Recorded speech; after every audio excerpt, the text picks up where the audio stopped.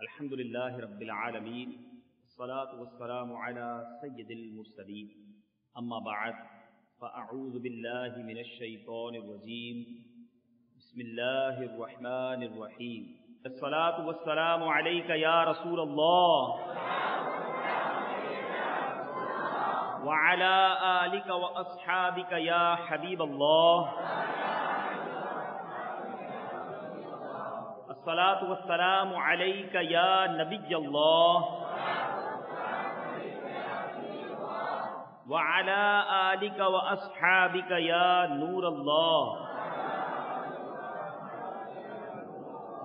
سرکار مدینہ راحت قلب و سینہ صاحب معطر پسینہ باعث نزول سکینہ صلی اللہ تعالی علیہ وسلم کا فرمان با قرینہ ہے، اے لوگوں، بے شک بروز قیامت اس کی دہشتوں اور حساب کتاب سے جلد نجات پانے والا شخص وہ ہوگا جس نے تم میں سے مجھ پر دنیا کے اندر بکثرت درود شریف پڑھے ہوں گے.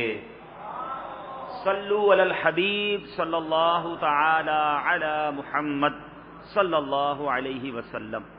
میرے پیارے اور محترم اسلامی بھائیوں، اعلیٰ حضرت رحمت اللہ تعالی علیہ کی بچپن کی بات کریں، بچپن نرالا، جوانی کی بات کریں وہ نرالی، اعلیٰ حضرت کے علوم پر بات کریں عقلیں حیران ہیں.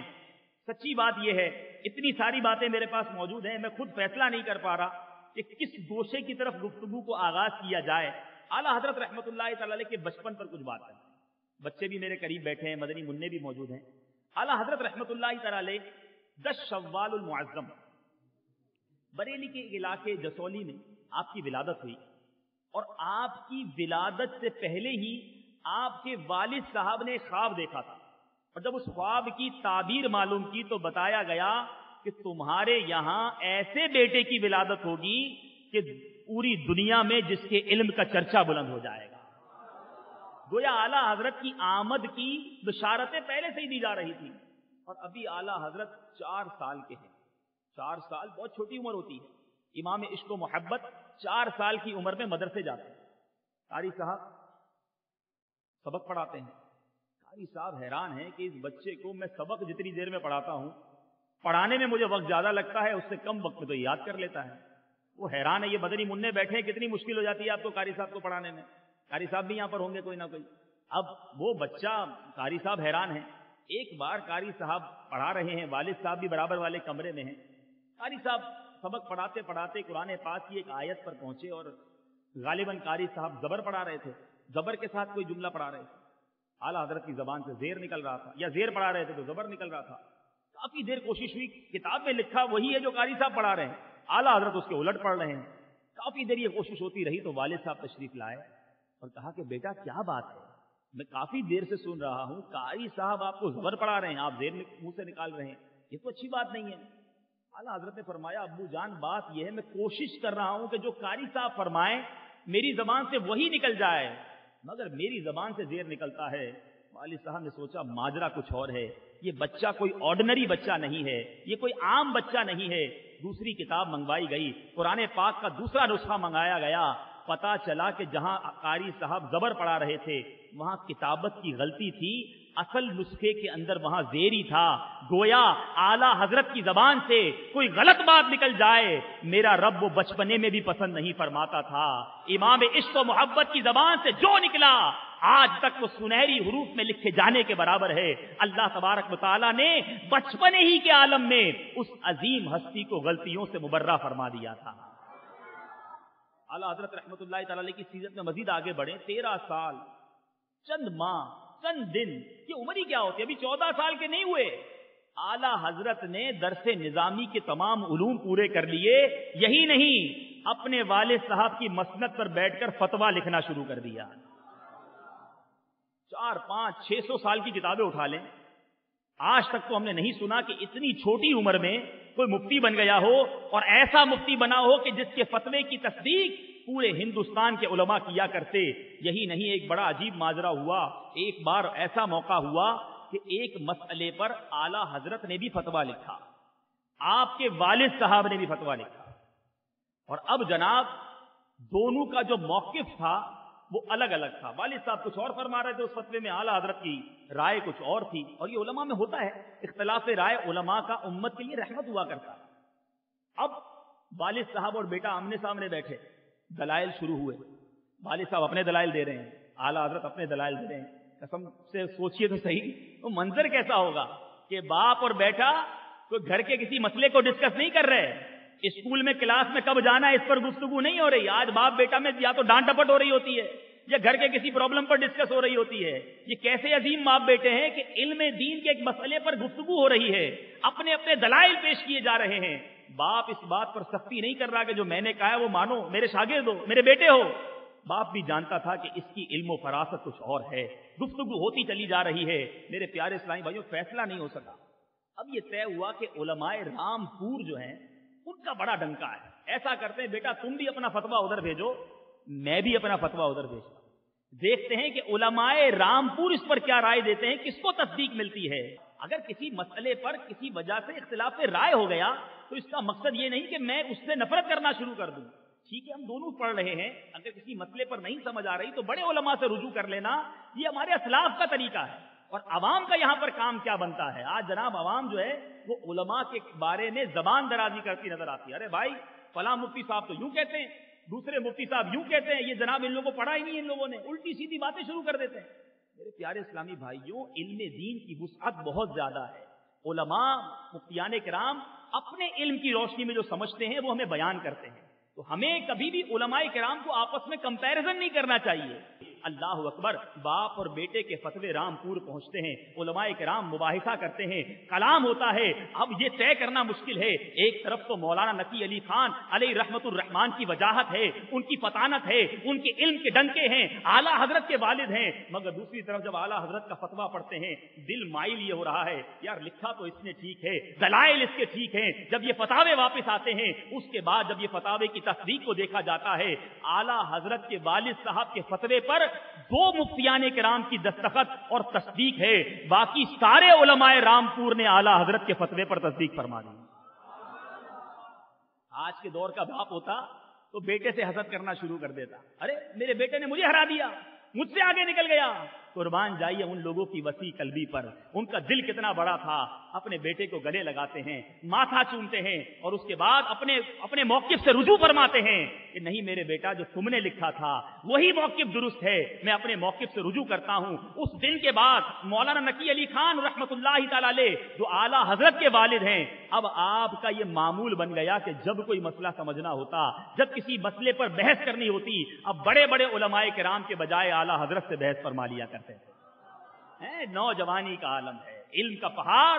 اللہ تبارک و تعالیٰ نے وہ کرامتیں عطا فرمائیں, وہ حافظہ عطا فرمایا. اللہ اکبر. چلیں اب حافظے پر کچھ گفتگو کر لیتے ہیں. اعلیٰ حضرت رحمت اللہ تعالیٰ علیہ ایک بار غالباً رامپوری تشریف لے گئے, اور وہاں پر اعلیٰ حضرت رحمت اللہ تعالیٰ علیہ کے ساتھ ایک عالم دین بھی تھے. اعلیٰ حضرت کو پتا چلا کہ ان کے پاس ایک کتاب ہے, اور وہ کتاب بڑی نایاب ہے, ملتی نہیں آسانی سے. اعلیٰ حضرت نے فرمایا کہ کتاب مجھے دے دو. مولانا صاحب نے کتاب تو دے دی, لیکن کہا حضرت یہ مجھے بھی ضرورت پڑے گی, ایک دن میں آپ واپس دے دیجیے گا, دوسری کتاب ہے نہیں. اعلیٰ حضرت رحمت اللہ تعالیٰ علیہ ایک یا دوسرے دن جب واپس جانے لگے تو کتاب ان کو بھجوا دی. وہ عالم صاحب سمجھنے لگے, جب لگتا ہے ناراض ہو گئے حضرت, میں نے وہ جملہ کہا نا کہ ایک دن میں واپس کر دیجیے گا, معافی مانگنے آئے حضرت, وہ معاف کر دیجیے, آپ رکھنا چاہیں تو مزید رکھ لیں, آپ نے تو کتاب واقعی واپس بھجوا دی. اعلیٰ حضرت فرماتے ہیں کہ میں نے ساری رات اس کتاب کا مطالعہ کیا ہے, اب مجھے اس کتاب کی حاجت نہیں ہے. انشاءاللہ آئندہ 3 ماہ تک تو مجھ سے آپ اس کتاب کی ایک ایک عبارت کے بارے میں سوال کر سکتے ہیں. کون سی عبارت کس صفحے پر کس درجے پر کہاں لکھی ہے اس کی بارے میں آپ مجھ سے کلام کر سکتے ہیں, اور باقی رہا مضمون تو انشاءاللہ اس کتاب کا مضمون اب زندگی بھر میں نہیں بھولوں گا. گویا اعلیٰ حضرت نے وہ اتنی موٹی کتاب جو کہ بڑی دقیق کتاب تھی, ایک رات میں پڑھ بھی لی, اس کو حفظ بھی کر لیا, اس کے حوالہ جات بھی یاد کر لیے. میرے پیارے اور محترم اسلامی بھائیوں, اعلیٰ حضرت کے جو رفقا ہیں, امام مولانا امجد علی خان رحمت اللہ تعالی علیہ یا دیگر مفتیان کرام, جب کتابیں ڈھونڈ ڈھونڈ کر تھک جاتے, امام اہل سنت کے دربار میں آتے, حضور بڑا تلاش کیا ہے, یہ جزیہ نہیں مل رہا, مدد فرما دیجئے. اعلیٰ حضرت کا وہ روحانی کمپیوٹر پھر کام کرتا تھا. اعلیٰ حضرت فرماتے ایسا کرو, عالمگیری اٹھاؤ, उसकी उस जिल्द में उस सफ़े की उस सतर पर जाकर देख लो, तुम्हें ये हवाला यहां मिल जाएगा। आला हजरत फरमाते फलां किताब उठाओ, वो वाली जिल्द खोलना, उसके फलां सफ़े पर फलां सतर पर तुम्हें ये जुजियां मिल जाएगा। आला हजरत कंप्यूटर के अंदाज में 5-6 हवाले अता फरमाते। उलमा फरमाते घर जाकर जब किताबें खोलते वही सफ़ा होता, वही सतर होती, लाइन भी वही होती जो आला हजरत ने फरमाया, हमें वही मिल जाता था। ऐसा हाफिजा रब ने आला हजरत को अता फरमाया। फरमाते हैं एक बार मकतूब आया और उस खत के अंदर किसी ने आला हजरत को हाफिज लिख दिया। आला हजरत रहमतुल्लाहि तआला अलैह ने अपने रुफका से कहा कि मैं हाफिज नहीं हूं, मगर मेरे आका की उम्मत मुझे हाफिज समझ रही है।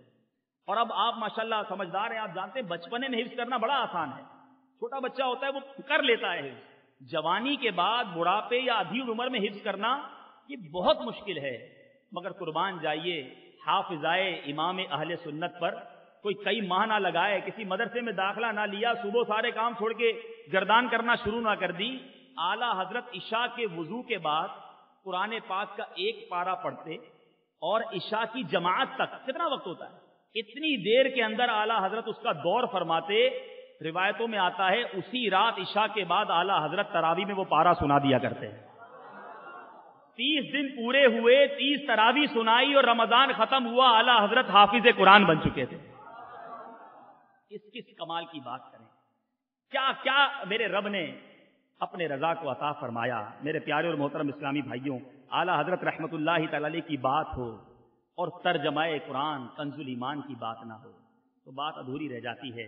इमाम इश्क व मोहब्बत ने इस उम्मत पर बहुत सारे एहसान फरमाए, बहुत सारी किताबें तसनीफ फरमाई, मगर जो तर्जुमाए कुरान कंजुल ईमान हमें अता फरमाया, एक एक आयत का तर्जमा देखते चले जाएं, अकल हैरान है कि ये कितनी तफासीर को देखकर लिखा गया होगा, कितने मोहतात अंदाजे में लिखा गया होगा, मगर तर्जमाए कुरान लिखा किस तरह गया। आप पढ़ते तो बहुत हैं, पढ़ते होंगे, सुनते भी होंगे, बहुत बड़ा कारनामा है। किसी कारनामे को किस तरह असर अंजाम दिया गया है, अगर ये पता चले तो मजीद उसके बारे में नॉलेज में इजाफा हो जाता है। मिसाल के तौर पे आप जाएं जनाब, आपके इलाके में कोई 10 मंजिला बड़ी खूबसूरत कांच की बिल्डिंग बना दी जाए और लोग उसको देखने आए कि बड़ी शानदार बिल्डिंग है, मगर कोई बराबर में खड़ा शख्स कहे भाई शानदार तो बहुत है लेकिन 10 साल में बनी है, इतना टाइम लगा है, तो आप कहेंगे यार ठीक है फिर 10 साल में बनाइए तो फिर इतना बड़ा कमाल नहीं है। लेकिन वही बिल्डिंग को 1 महीने में खड़ी कर दे तो आपकी अकलें हैरान हो जाएंगी। कंजुल ईमान शरीफ लिखा किस तरह गया। मौलाना अमजद अली आज़मी सदरुल शरिया बदरुल तरीका रज़ी अल्लाह तआला फरमाते हैं कि आला हजरत से कई बार मैं अर्ज करता रहा कि हुजूर एक तर्जमा कुरान आपकी तरफ से आना चाहिए। आला हजरत ने फरमाया कि मेरे मसरूफियात आपके सामने हैं, वक्त निकलता नहीं है, मैं कहां से तर्जमा करूं। उन्होंने कहा हुजूर ऐसा करते हैं, जब जब थोड़ा थोड़ा वक्त मिला करेगा मैं कुछ आयात की तिलावत करूंगा, आप उसका तर्जमा लिखवा दीजिएगा, मैं उसको नोट कर लूंगा। इस तरह थोड़ा थोड़ा करके ये तर्जमा कंप्लीट हो जाएगा। मुफ्ती अमजद अली आज़मी फरमाते हैं जब मौका मिलता चंद आयात की तिलावत करता, आला हजरत फिल बदी उसका तर्जमा फरमाते, मैं उसको लिखता रहता, रात को जाकर मैं चेक करता, कभी एक तफसीर उठाता, कभी दूसरी तफसीर उठाता, 10-12 तफसीरों को उठाकर जब मैं आला हजरत के तर्जमे को देखता तो पता चलता कि 12-15 तफसीरों का मजमुआ मेरे रजा फिल बदी फरमाया करते हैं। सारी तशरीह तफासीर का मजमुआ हुआ करता कंजुल ईमान, और वो आज हमारे दरमियान मौजूद है। अल्लाह तबारक व तआला मेरे शेख तरीकत अमीर अहले सुन्नत बानी दावत इस्लामी के मर्तबे को मजीद उरूज अता फरमाए।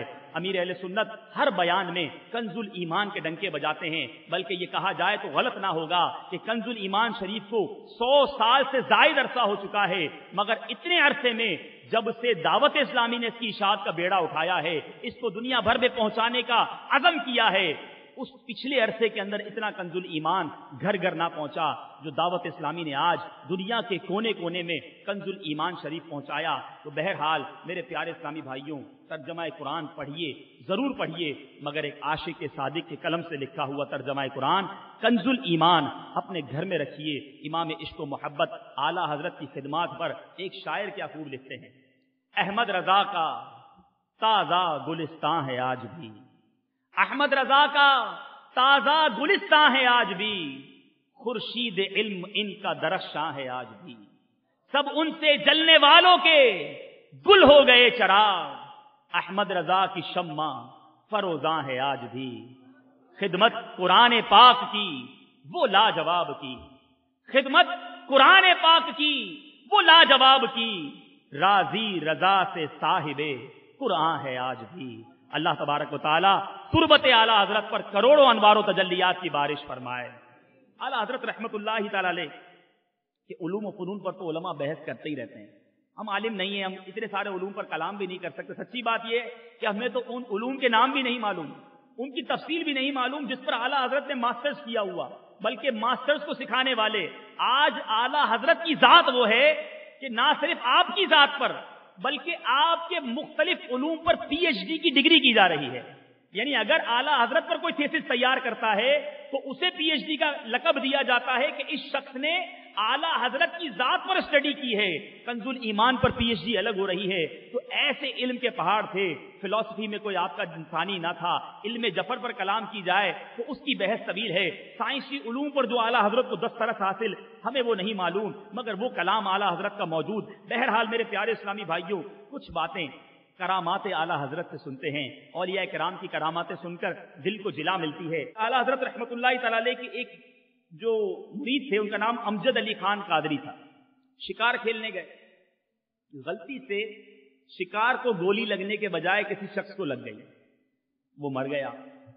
अदालत में मुकदमा चला तो उसको सजाए मौत सुना दी गई। घर वाले परेशान, कैसे परेशान होंगे आप अंदाजा कर सकते हैं। घर वाले पहुंचे और रोना धोना मच गया। तो अमजद अली साहब जिनको सजाए मौत सुना दी गई है, वो कहते हैं कि आप घबराइए नहीं, इंशाअल्लाह मुझे सजाए मौत नहीं होगी। घर वालों ने कहा यह कैसे मुमकिन है, अदालत से फैसला सुना दिया गया है, फांसी की डेट डिसाइड हो गई और आप कहते हैं आपको सजा नहीं होगी। तो कहते हैं मेरे पीरो मुर्शिद इमाम अहमद रजा खान अलैहि रहमतुर रहमान मेरे ख्वाब में तशरीफ लाए हैं और लाख आकर फरमाया है कि अमजद अली घबराओ मत, तुम्हारी रिहाई हो जाएगी। मौलाना अमजद अली हमें सिखा रहे हैं कि मुरीद का पीर पर यकीन कैसा होना चाहिए। कहते हैं आप फिक्र ना करें, मैं छूट के आ जाऊंगा। घर वाले चुप चुप वापस आ गए। छूटने का कोई सूरत बनी नहीं। फांसी का दिन आ गया, सुबह फांसी है, रात का वक्त आ गया। माँ फिर आती है बेटे के पास, और माँ की कैफियत माँ ही जानती है कि जिसके बेटे को सुबह फांसी दी जाने वाली हो, उस माँ के दिल पर क्या गुजर रही होगी। जारो कितार रो रही है। अमजद अली के चेहरे पर खौफ नहीं है। सच्चे पीर पर यकीन क्या हुआ करता है, वो एक सच्चा रज़वी सिखा रहा है। कहते हैं अम्मी आप घबराइए नहीं, आप सुकून से घर जाइए, कल इंशाअल्लाह नाश्ता घर आकर आपके साथ करूंगा। वालदा समझी कि अब वो आखिरी वक्त आता है ना, तो बंदा बेकी बेकी बातें करने लगता है। सुबह फांसी और कह रहा है नाश्ता आपके साथ करूंगा। अब वो बेचारी और रोने लगी और इसी गम में घर आ गई। सुबह जब फांसी का वक्त आया, जल्लाद और सिपाही लोग आए और आकर सवाल किया कि कोई आखिरी ख्वाहिश हो, कोई लास्ट डिजायर हो तो बताइए। मरने वाले से पहले आखिरी ख्वाहिश पूछी जाती है। अमजद अली साहब कहते हैं कि आखिरी ख्वाहिश उससे पूछी जाती है जिसका आखिरी वक्त आ गया हो। मेरा अभी आखिरी वक्त नहीं आया, मुझसे आखिरी ख्वाहिश क्यों पूछते हो। वो हैरान है कि अजीब आदमी है, फांसी घाट की तरफ ले जा रहे हैं, अजीब अजीब बातें कर रहा है। अब जनाब उसको फांसी घाट पर ले गए। सर पर जो कपड़ा डाला जाता है वो भी डाल दिया गया, गले में रस्सी भी डाल दी गई।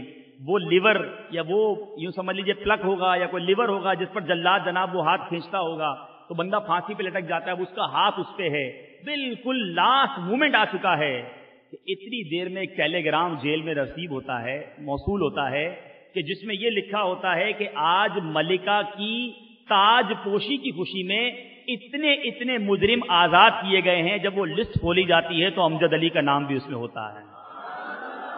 फांसी घाट से उसको उतारा जाता है, उसको घर भेजा जाता है। कुर्बान जाइए उस मुरीद के यकीन पर। मेरे पीर ने कहा है तो मैं छूटकर घर जाऊंगा, नाश्ता अपनी वालदा के साथ जाकर कर लेते हैं।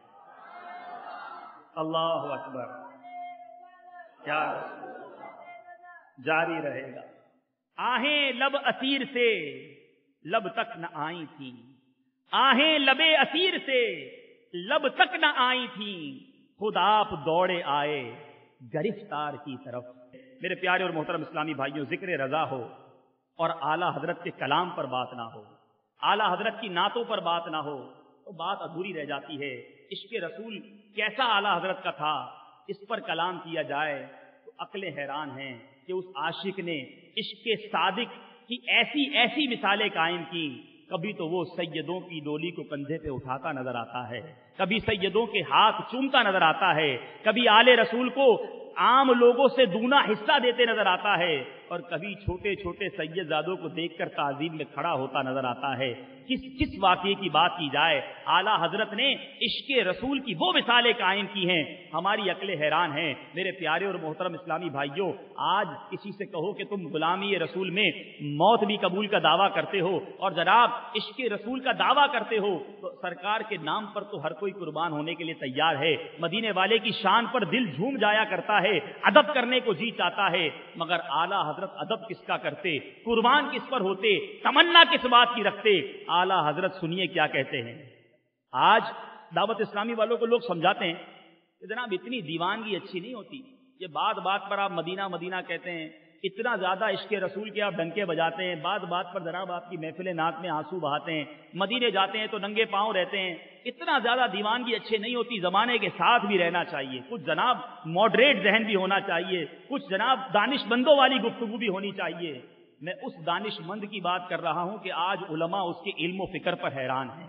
آج بھی اگر مفتی فتویٰ لکھنا چاہتے ہیں تو فتاوی رضویہ کے محتاج ہیں. وہ دانش مندوں کا امام, وہ عقل کا پہاڑ, جس کی عقل پر آج علماء حیران ہیں, وہ اپنی عقل مندی کو کیا کہہ کے مخاطب کر رہا ہے, اپنے دماغ کو کیا سوال کر رہا ہے. سنیے دیوانگی کہتے کس کو ہے, مدینے والے پر فدا ہونے کا ذہن کس طرح ہونا چاہیے. اعلیٰ حضرت اپنے آپ سے سوال کرتے ہیں, رضا کسی سگے طیبہ کے پاؤں بھی چومیں, اے رضا کسی سگے طیبہ کے پاؤں بھی چومیں کہ تم اور آہ کے اتنا دماغ لے کے چلے.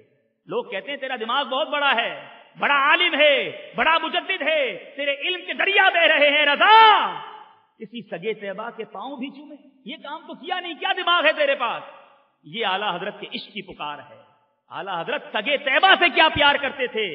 مدینے کی گلیوں پر فدا ہونا ہو, سرکار کے عشق میں مچلنا ہو, تو سیکھو اس عاشقوں کے امام سے. ایک اور جگہ فرماتے ہیں, خوف ہے سما خراشی یہ سگے طیبہ کا, ہمیں خوف ہے کہ اگر زور زور سے روئیں گے دربار رسالت میں, آنسو بہائیں گے, تو کہیں مدینے کے کتوں کی نیند خراب نہ ہو جائے. ہائے ہائے عشق دیکھیے, خوف ہے سما خراشی یہ سگے طیبہ کا, ورنہ کیا یاد نہیں نہ لاؤ افغان کو. ارے ہمیں بھی رونا آتا ہے, ہمیں بھی مچلنا آتا ہے, اس لیے اتنی بڑی آواز میں نہیں پکارتے کہ کہیں مدینے کے کتوں کی سما خراشی نہ ہو جائے. اللہ اکبر, اعلیٰ حضرت کے عشق کا ذرہ ہمیں نصیب ہو جائے تو ہمارا بیڑا پار ہو جائے. بہرحال میرے پیارے اور محترم اسلامی بھائیوں, امام عشق و محبت کی شاعری کبھی کسی حدیث کی طرف اشارہ کرتی ہے, کبھی کسی قرآنی آیت کی طرف اشارہ کرتی ہے, کبھی کسی اسلامی واقعے کی طرف اشارہ کرتی ہے. میرے پیارے اسلامی بھائیوں, آپ نے کئی بار وہ واقعہ سنا ہوگا کہ مولا علی کرم اللہ تعالی وجہ الکریم کی گود میں پیارے آقا آرام فرما ہے.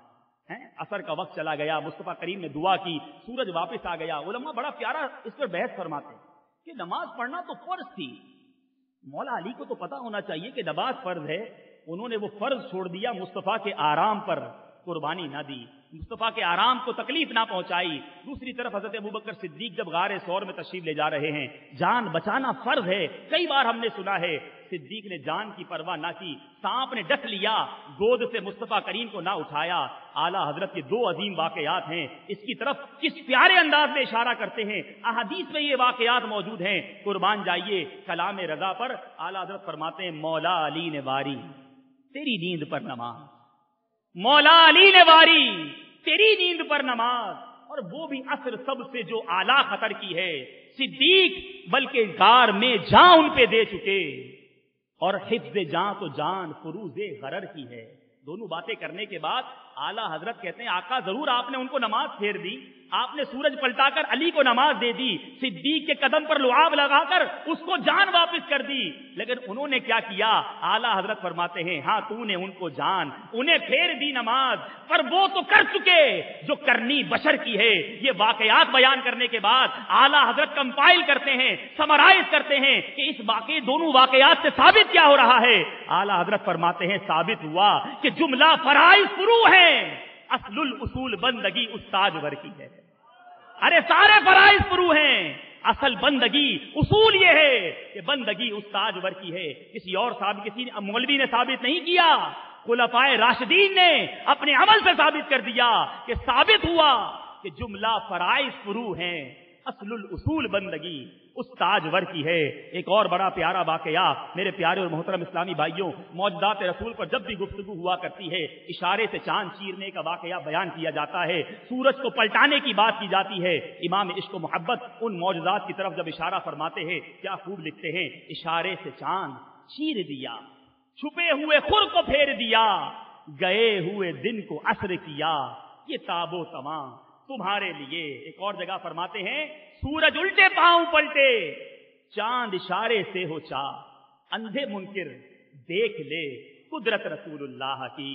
کس کس شعر کی بات کی جائے، کوئی شعر حدیث کی ترجمانی کر رہا ہے، کوئی کسی قرآنی واقعے کو بیان کر رہا ہے، کوئی سیرت مصطفیٰ کے کسی پہلو کو اجاگر کر رہا ہے۔ میرے آقا فرماتے، وہ حدیث آپ نے کئی بار سنی ہوگی جس کا مفہوم ہے کہ میرے صحابہ تاروں کی مانند ہے، جس کی اقتدا کرو گے کامیاب ہو جاؤ گے۔ اعلیٰ حضرت اہل سنت والجماعت کو خوشخبری سناتے ہیں، اہل سنت کا ہے بیڑا پار اصحاب حضور، اہل سنت کا ہے بیڑا پار اصحاب حضور، نجم ہیں اور ناؤ ہے عطرت رسول اللہ کی۔ اعلیٰ حضرت نے جب قرآن پاک کی تلاوت کی ہوگی، کبھی یاسین دیکھا، کبھی طٰہٰ دیکھا، کبھی کاف ہا یا عین صاد دیکھا، کبھی سراج اور منیر کہتے ہوئے رب کو پایا، کبھی امام عشق و محبت نے ورفعنا لکا ذکرک کے بارے میں پڑھا، تو اعلیٰ حضرت نے ایک طرف اپنے کلام کو دیکھا ہوگا، اپنی نعتوں کو دیکھا ہوگا، دوسری طرف رب کا انداز بیاں دیکھا۔ امام عشق و محبت لکھتے ہیں، اے رضا خود صاحب قرآن ہے مداح ہے حضور، اے رضا خود صاحب قرآن ہے مداح ہے حضور، تو مجھ سے کب ممکن ہے پھر مدحت رسول اللہ کی۔ کاف ہا یا عین صاد کو دیکھ کر امام عشق و محبت کی تڑپ مزید بڑھتی ہے، لکھتے ہیں کاف گیسو ہا دہن یا ابرو آنکھیں عین صاد، کاف ہا یا عین صاد ان کا ہے چہرہ نور کا۔ جب سورہ نور کا مطالعہ کیا، امام عشق و محبت لکھتے ہیں آقا شمع دل مشکات تن سینہ زجاجہ نور کا، تیری صورت کے لیے آیا ہے سورہ نور کا۔ یا رسول اللہ آپ کی آنکھیں، آپ کے کان، آپ کے ابرو کی مثال ہم کیا دیں۔ رب تعالیٰ قرآن مجید میں لکھ رہا ہے، آل رسول کے ادب نے تڑپایا۔ امام عشق و محبت سے سنا ہوگا کچھ لوگ پیارے آقا کے دور ہونے کا انکار کرتے ہیں، قلم اٹھا کر لکھتے ہیں کہ اے سننے والوں سنو، یہ جو مہر و ماں پہ ہے اطلاق آتا نور کا، بھیک تیرے نام کی ہے استعارہ نور کا۔ کبھی ایک چاند کو دیکھا ہوگا، پہلے دن کا چاند ہے، ہلال کی مانند کشکول کی مانند ہوا کرتا ہے۔ امام عشق و محبت کے عشق نے تڑپایا ہوگا، ایک چاند کو ہلال کو دیکھنے لوگ بڑی توجہ سے دیکھتے ہیں، بڑا پیارا لگتا ہے، مگر اس کو کشکول کی مانند امام عشق و محبت لکھتے ہیں بھیک لے سرکار سے لا جلد کاسا نور کا، ماہ نو طیبہ میں بٹتا ہے پیالہ نور کا۔ اعلیٰ حضرت سرکار کی نورانی سرکار سے کس طرح بھیک مانگتے ہیں، یا رسول اللہ میں گدا تو بادشاہ بھر دے پیالہ نور کا، نور دن دونا تیرا دے ڈال صدقہ نور کا۔ اعلیٰ حضرت رحمت اللہ تعالی علیہ آل رسول کے بارے میں سوچ کر لکھتے ہیں، یا رسول اللہ تیری نسل پاک میں ہے بچہ بچہ نور کا، تو ہے عین نور تیرا سب گھرانہ نور کا۔ یاد رکھیے آج بھی قبر انور میں سرکار علیہ الصلوۃ والسلام کے دربار میں امتیوں کے اعمال پیش کیے جاتے ہیں۔ مصطفیٰ کریم علیہ الصلوۃ والسلام فرماتے ہیں میری امت کے اعمال جب مجھ پر پیش ہوتے ہیں، مفہوم حدیث ہے جب نیکیاں دیکھتا ہوں، اچھے اعمال دیکھتا ہوں، خوش ہو جاتا ہوں، اللہ کی بارگاہ میں شکر ادا کرتا ہوں، اور جب میری امت کے گناہ میرے دربار میں پیش کیے جاتے ہیں میں بے چین ہو جاتا ہوں، غم زدہ ہو جاتا ہوں۔ اے غلاموں سوچئے تو صحیح، دنیا میں رہ کر اپنے آقا کو قبر انور میں تکلیف پہنچانا، ان کو ہمارے گناہوں کے سبب دکھ پہنچتا ہے، یہ غلام کیسا ہے، یہ آقا کا عاشق کیسا ہے کہ گناہ کر کے قبر مصطفیٰ میں صلی اللہ تعالی علیہ وسلم سرکار کو دکھ پہنچائے۔ نہیں گناہوں سے توبہ کر لیجئے، سنتوں سے پکا رشتہ جوڑ لیجئے۔ ارے اب تو وہ مہینہ آنے والا ہے جس کا عشاق کو سارا سال انتظار رہا کرتا، نصیب چمکے ہیں فرشیوں کے کہ عرش کے چاند آ رہے ہیں، جھلک سے جن کی فلک ہے روشن وہ شمس تشریف لا رہے ہیں، اور نثار تیری چہل پہل پر ہزاروں عید ربیع الاول، سوائے ابلیس کے جہاں میں سبھی تو خوشیاں منا رہے ہیں۔ خوشیاں منائیں گے نا انشاءاللہ؟ جب تلک یہ چاند تارے جھلملاتے جائیں گے، جب تلک یہ چاند تارے جھلملاتے جائیں گے، تب تلک جشن ولادت ہم مناتے جائیں نور والا نور لے کر بولو نور والا آیا ہے نور لے سارے عالم میں یہ دیکھو کیسا نور چھا پڑھو الصلاۃ والسلام رسول اللہ السلام صلو علی الحبیب. آپ نے کیا تیاری کی ہے تحفہ دینے کے لیے؟ ٹھیک ہے گھر سجائیں گے, جھنڈے لہرائیں گے, لائٹنگ کریں گے, نئے کپڑے سلوائیں گے انشاءاللہ, مگر تحفہ آپ کو پتا ہے کیا ہونا چاہیے؟ یہ کیسی سیلیبریشن ہے, یہ کیسی تیاری ہے کہ چہرہ میرا دشمنان مصطفیٰ جیسا ہو اور میں ربیع النور کی برکتیں لوٹوں. تو چلے جو اب تک ہوا اس سے توبہ کرتے ہیں. میرے آقا فرمائے نماز میری آنکھوں کی ٹھنڈک ہے اور میں فجر کی نماز میں باقی نمازوں میں سستی کرتا رہوں. یہ کیسی تیاری ہے؟ تو تیاری تو گھر بھی سجا ہوا ہو اور چہرہ بھی سجا ہوا ہو, ظاہر بھی سجا ہوا ہو, باطن بھی سجا ہوا ہو.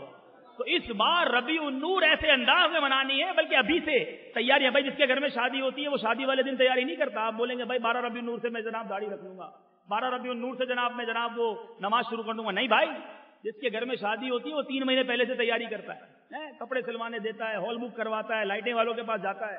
تو یار ابھی سے تیاری شروع کر دو کہ سنتوں کا پیکر, سرکار کی سنتوں کا عامل, سر پر امامہ, چہرے پر داڑھی, سنتوں کا لباس, 5 وقت کا با جماعت نمازی. اور پھر جب ربیع النور آئے اور میرے آقا کی نگاہ پڑ جائے, شروع میں نے کہا تھا وہ نگاہ کیسی ہے, قسمت میں لاکھ پیش ہو, بہت ساری تکلیفیں ہوں گی, بیماریاں ہوں گی, پریشانیاں ہوں گی, آپ گرفتار ہوں گے, ہر بندہ پریشان ہے. تو میں آپ کو علاج بتا رہا ہوں نا بھائی, پکڑ لو نا وہ نگاہ کرم, حاصل کر لو نا وہ نگاہ, پھر دیکھو کیسا بیڑا پار ہوتا ہے. تو نگاہ پڑتی اس پر ہے جو نگاہ حاصل کرنے کی تیاری کرتا ہے. قسمت میں لاکھ پیچ ہوں, 100 بل 1000 کج, یہ ساری گتھی ایک تیری سیدھی نظر کی. ایک سیدھی نظر پڑ گئی نا, سارے بیڑے پار ہو جائیں گے. صلو علی الحبیب علی محمد صلی اللہ علیہ وسلم.